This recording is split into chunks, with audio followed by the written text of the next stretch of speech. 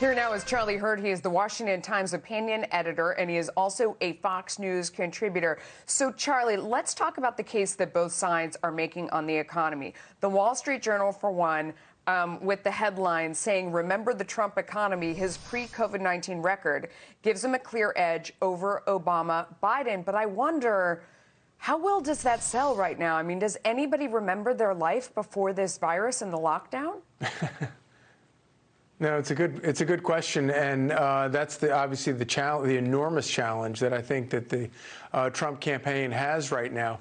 But I think that the way they're going about doing it and making these arguments where they go and they get people who do remember the economy, not only under President Trump prior to this, but also the economy under President Obama and Vice President Biden before that.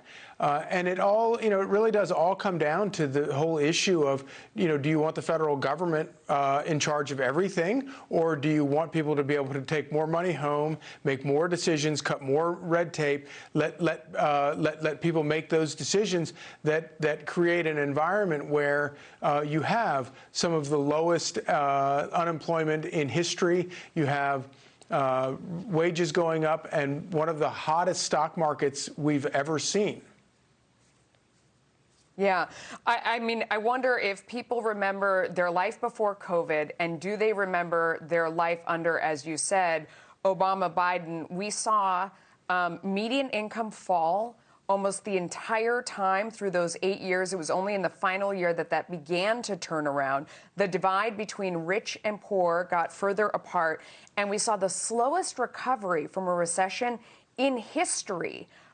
For as long as they have been keeping track of these things. All of those data points I just mentioned were from the Federal Reserve about the Obama-Biden economy.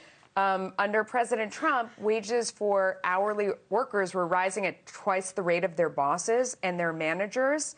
But you're asking people to remember way back when and compare to how are they doing right now.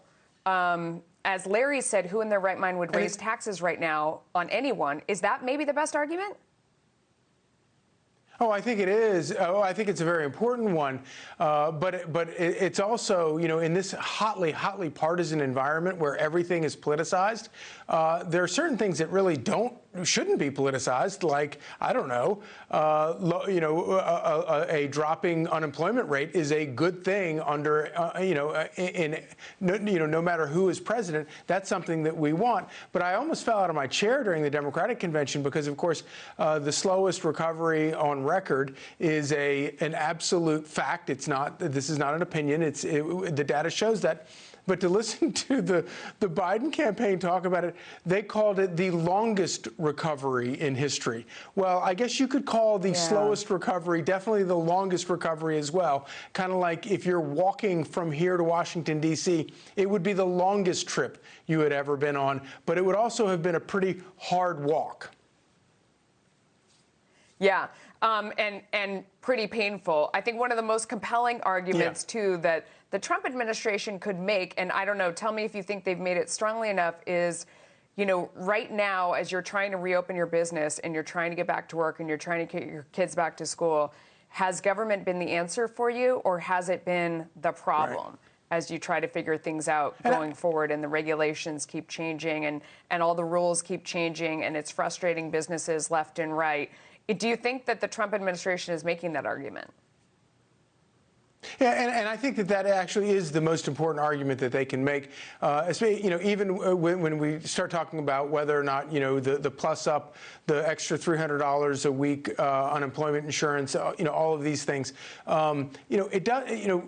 Making extra money in a given week is not going to help President Trump. What matters is that people get back to work and the economy keeps going. He does not win re-election unless the economy gets back up and going in the right direction. And when you have Joe Biden and the Democrats talking about passing federal mandates requiring everybody to wear masks, I think that versus Donald Trump just talking about the economy, getting people back to work, getting people back, to some semblance of normalcy, that's where they are going to win the election. And it's where, and I also think it's where Joe Biden makes terrible mistakes by talking about things like A federal, what are they going to do? Arrest people for not wearing masks? How is that going to work? How is that going to solve the problems with rioting these days?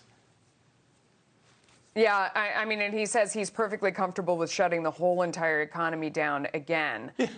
So that is terrifying as well. Charlie Hurt, thank you.